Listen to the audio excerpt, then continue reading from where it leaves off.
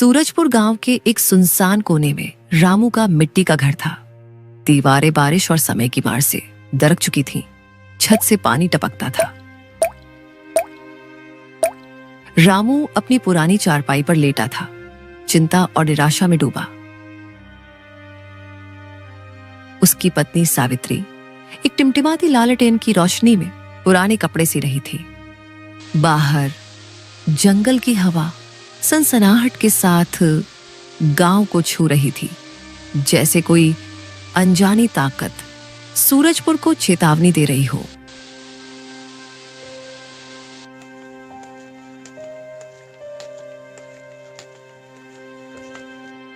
सावित्री, इस बार भी फसल सूख गई। कीड़े, सूखा और अब लाला का कर्ज मैं हार रहा हूँ। बच्चों को क्या मुंह दिखाऊंगा? भगवान ने हमें क्यों इस हाल में छोड़ा? रामू, धीरज रख। हमने हमेशा मुश्किलों का सामना किया है। भगवान ने अगर हमें इस हाल में डाला है तो कोई रास्ता भी दिखाएंगे। बस मेहनत मत छोड़। रामू ने एक गहरी सांस ली। उसका मन बेचैन था। उसकी आंखें छत की ओर थीं, जहां से पानी की बूंदें टपक रही थीं। तभी बाहर से एक ठंडी रहस्यमयी आवाज गूंजी। आवाज इतनी गहरी थी कि रामू का दिल दहल गया। रामू, जंगल की गहराई में मूर्ति तुम्हें बुला रही है। आ, अभी आ। रामू, जंगल की गहराई में मूर्ति तुम्हें बुला रही है। आ, अभी आ। ये क्या था? सावित्री, तूने सुना? कोई मेरा नाम ले रहा है। रात के इस पहर में कौन हो सकता है? रामू, ये कोई अच्छा संकेत नहीं। रात के इस वक्त जंगल में कौन बुलाएगा? भूत प्रेत का चक्कर तो नहीं? मत जा, मैं डर रही हूँ। रामू ने सावित्री की ओर देखा। उसकी आंखों में डर साफ दिख रहा था, लेकिन रामू का मन बेचैन था। गरीबी ने उसे इतना मजबूर कर दिया था कि वो किसी भी उम्मीद को आजमाने को तैयार था। उसने अपनी पुरानी लालटेन उठाई और धोती कस ली। सावित्री, अगर ये सचमुच कोई चमत्कार है तो शायद हमारी जिंदगी बदल जाए। मुझे जाना होगा। बच्चों के लिए, तुम्हारे लिए ये जोखिम लेना जरूरी है। रामू, सोच ले, जंगल रात में खतरनाक है। गांव वाले कहते हैं वहां रात को अजीब अजीब आवाजें आती हैं। अगर कुछ हो गया तो? मुझे कुछ नहीं होगा। अगर मैं नहीं गया तो हमारा भविष्य अंधेरे में डूब जाएगा। बस मेरे लिए दुआ कर। रामू ने लालटेन जलाई और जंगल की ओर चल पड़ा। सावित्री दरवाजे पर खड़ी रही, आंखों में आंसू और दिल में डर ली। बाहर जंगल का सन्नाटा जैसे रामू को निगलने को तैयार था। रामू का दिल जोर जोर से धड़क रहा था। जंगल का अंधेरा, वो रहस्यमयी आवाज और सूरजपुर के बारे में पुरानी कहानियां, सब उसके दिमाग में घूम रहे थे।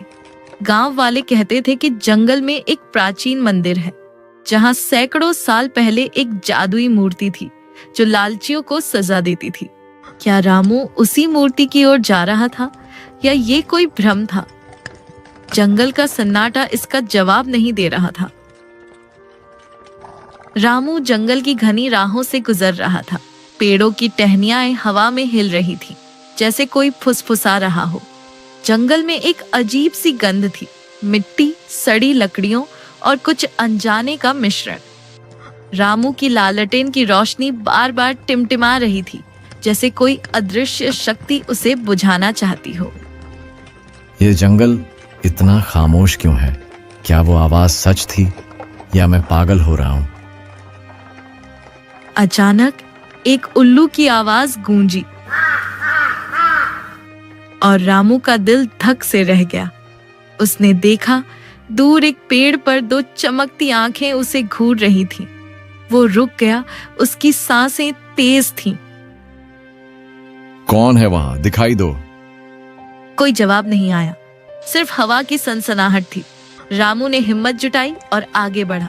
कुछ देर बाद वो एक टूटे फूटे मंदिर के सामने पहुंचा।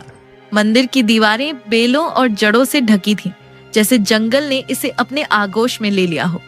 मंदिर के बीच में एक प्राचीन मूर्ति खड़ी थी, एक देवी की मूर्ति, जिसके माथे पर लाल तिलक चमक रहा था और आंखों में ऐसी चमक जैसे वो जीवित हो। मूर्ति के आसपास एक अजीब सी धुंध थी जो हल्के हल्के हिल रही थी। ये मूर्ति इतनी रात को ये चमक कैसे रही है? क्या ये वही है जिसने मुझे बुलाया? रामू ने मूर्ति के पास जाने की कोशिश की, लेकिन उसके कदम जैसे जम गए। हवा में एक ठंडक थी और उसके कान में फिर वही आवाज गूंजी।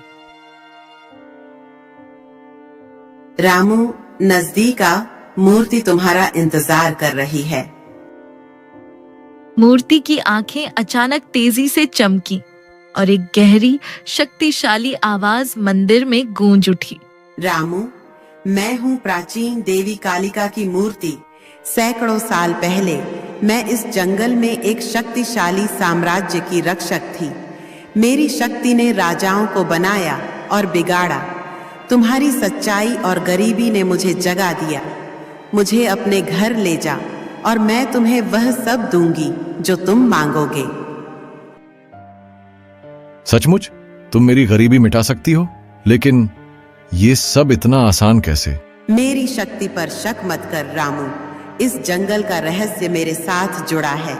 सैकड़ों साल पहले एक लालची राजा ने मेरी शक्ति का दुरुपयोग किया। मैंने उसे और उसके साम्राज्य को नष्ट कर दिया। तब से मैं इस मंदिर में छिपी हूँ, एक सच्चे दिलवाले का इंतजार कर रही हूँ। मेरी एक शर्त है, मेरे बारे में किसी को नहीं बताना। अगर तूने ये राज खोला तो अनर्थ होगा, और हाँ, लालच की कीमत बहुत भारी है।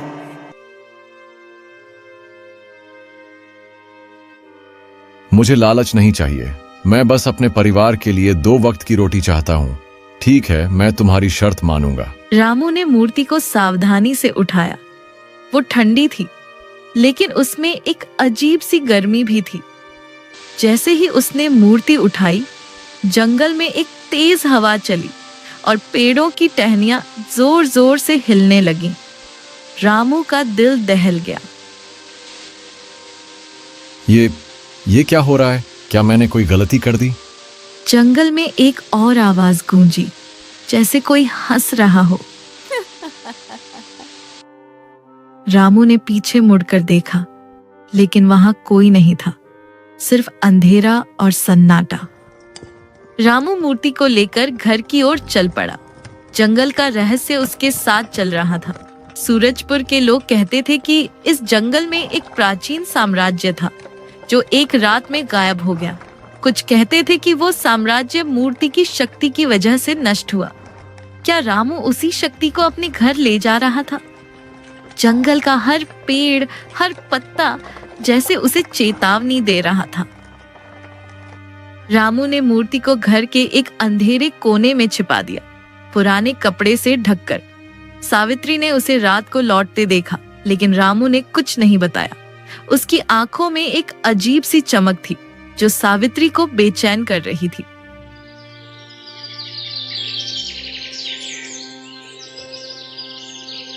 सुबह होते ही गांव का साहूकार लाला राम प्रसाद अपने 2 गुंडों के साथ रामू के घर आ धमका। रामू, तू रात को जंगल से कुछ लाया है ना? सच बता, तूने क्या देखा वहां? तेरा चेहरा कुछ और कह रहा है। कुछ नहीं सावित्री, बस थोड़ा घूम आया। तू फिक्र मत कर। रामू, मुझसे झूठ मत बोल। मैं तेरी पत्नी हूँ। अगर तूने कुछ गलत किया है तो मुझे सच बता। तभी लाला राम प्रसाद की भारी आवाज गूंजी। वो अपने गुंडों के साथ दरवाजे पर खड़ा था। उसकी आंखों में क्रूरता और घमंड साफ झलक रहा था। रामू, कब तक बहाने बनाएगा? मेरा कर्ज चुकता कर, नहीं तो ये घर मेरा होगा। और हाँ, तेरे बच्चों को भी ब्याज के साथ मेरे खेतों में काम करना होगा। लाला जी, थोड़ा वक्त दे दो, मैं कोशिश कर रहा हूँ। लाला जी, थोड़ा रहम करो। हमारे बच्चों का क्या कसूर? तुम्हें पैसा मिल जाएगा, बस समय दो। समय? हाँ रामू, तू तो पहले ही डूब चुका है। 3 दिन की मोहलत, फिर मैं खुद आऊंगा। लाला और उसके गुंडे चले गए। रामू का चेहरा पसीने से भीगा था। वो मूर्ति के पास गया। उसका दिल जोर जोर से धड़क रहा था। हे मूर्ति, अगर तुम में सचमुच जादू है तो मेरी मदद कर। मुझे लाला का कर्ज चुकाने के लिए पैसे चाहिए। मेरे बच्चों का भविष्य दांव पर है। मूर्ति की आंखें चमकी। एक ठंडी हवा कमरे में बही और रामू के सामने एक थैली प्रकट हुई जो सोने के सिक्कों से भरी थी। ये तो चमत्कार है सावित्री, देख, अब हमारी सारी तकलीफ खत्म हो जाएगी।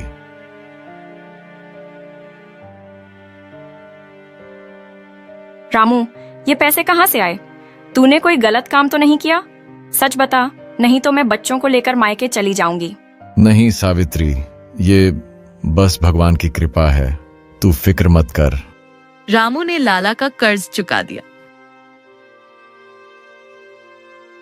घर की मरम्मत करवाई और गांव में उसकी अमीरी की चर्चा होने लगी। लेकिन सावित्री का मन बेचैन था।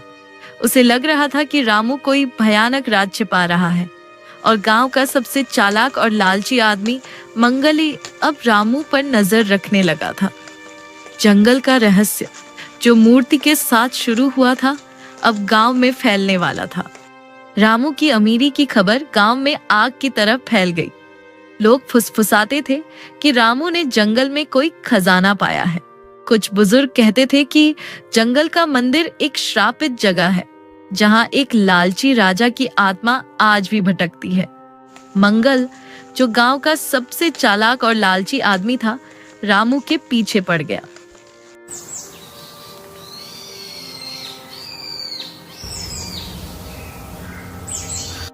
एक दिन मंगल ने रामू को बाजार में घेर लिया। अरे रामू, तू तो रातों रात राजा बन गया। पहले तो तेरे पास एक पैसे नहीं थे और अब सोने चांदी की बारिश। बता ना, ये खजाना कहां से पाया? जंगल में कोई जादू टोना तो नहीं? क्या बात कर रहा है मंगल, बस मेहनत का फल है। तू तो जानता है मैं मेहनती हूं। मेहनत? वाह, मुझे बेवकूफ समझता है। मैं तेरा राज खोल कर रहूंगा रामू, देख लेना। मंगल, तू अपनी राह देख, मेरे पीछे मत पड़।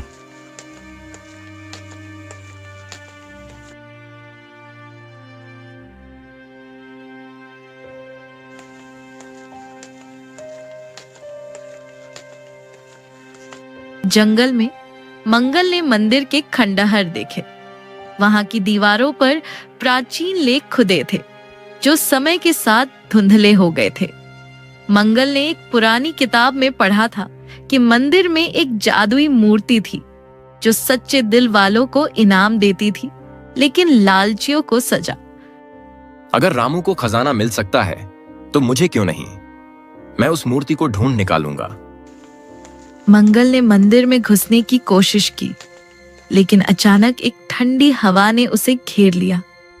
मंदिर के अंदर से एक हंसी गूंजी और दीवारों पर छायाएं नाचने लगी। मंगल, लालच तुझे ले डूबेगा, वापस जा। कौन है? दिखाई दे, मैं डरने वाला नहीं हूं। लेकिन मंगल की हिम्मत जवाब दे गई। वो भागकर गांव लौट आया, लेकिन उसकी आंखों में लालच की आग जल रही थी।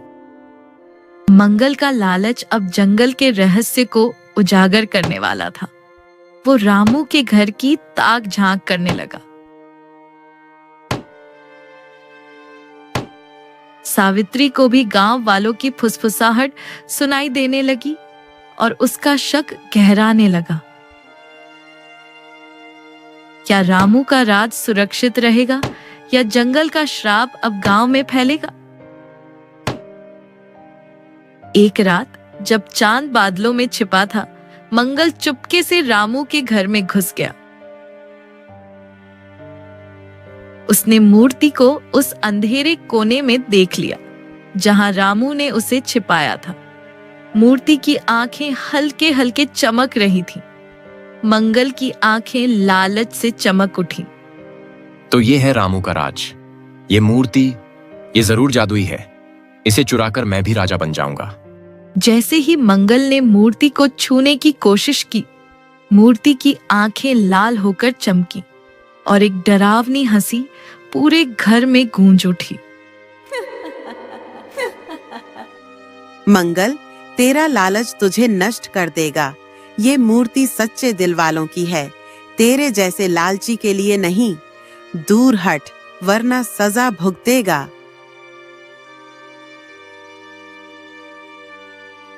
ये क्या है? छोड़ दे मुझे, मैं जा रहा हूं। मंगल की चीख ने सावित्री को जगा दिया। वो दौड़कर उस कोने में आई जहां मूर्ति थी। रामू, ये मूर्ति क्या है? तूने इसे कहां से लाया? और ये आवाज, ये सब क्या हो रहा है? सावित्री, मैंने तुझसे कुछ नहीं छिपाया। बस ये मूर्ति, ये हमारी गरीबी मिटाने का रास्ता थी, लेकिन अब मुझे डर लग रहा है। रामू, मैंने कहा था ना, ये कोई श्राप है। इसे वापस ले जा जहां से लाया था। मंगल की जीभ ने गांव में आग लगा दी। अगली सुबह गांव में अफवाह फैल गई कि रामू के पास एक जादुई मूर्ति है जो सोने चांदी की बारिश करती है। लाला, राम प्रसाद और मंगल ने मिलकर एक खतरनाक योजना बनाई। जंगल का रहस्य अब गांव की गलियों में गूंज रहा था। गांव के पंचायत घर में लोग इकट्ठा हैं।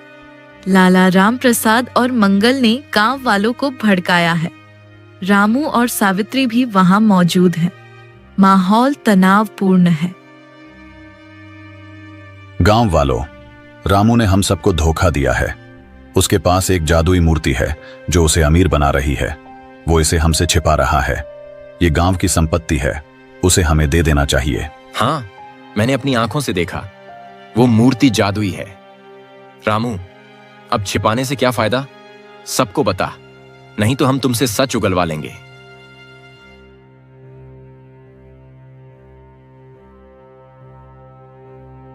रामू, सच बता। अगर तूने कोई गलत काम किया है तो हमें सच बताना होगा। ये गांव एक परिवार है। रामू, अब चुप मत रह। तूने मुझे भी अंधेरे में रखा। बता, ये मूर्ति क्या है? नहीं तो मैं बच्चों को लेकर चली जाऊंगी। मैंने कोई गलती नहीं की। मैंने तो बस अपने परिवार को बचाना चाहा। हाँ, एक मूर्ति है, लेकिन वो जादुई है। उसने मेरी मदद की, लेकिन उसने मुझे चेतावनी दी थी कि इसका राज किसी को ना बताऊं। गांव वाले हैरान हैं। कुछ डर रहे हैं, कुछ लालच में डूबे हैं। मंगल और लाला की आंखें चमक रही हैं। रामू का राज खुल चुका था। गांव वाले अब मूर्ति को देखने की मांग करने लगे।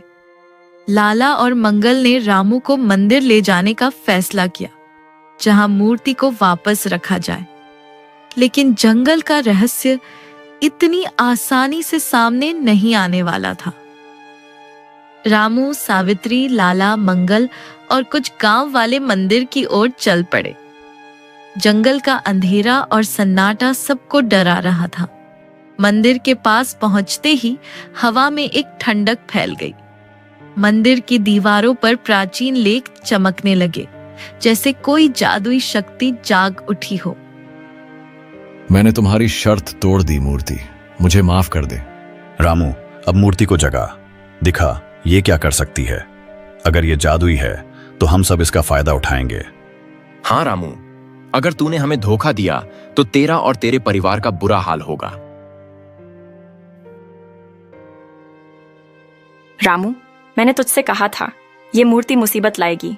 इसे छोड़ दे, वरना हम सब बर्बाद हो जाएंगे।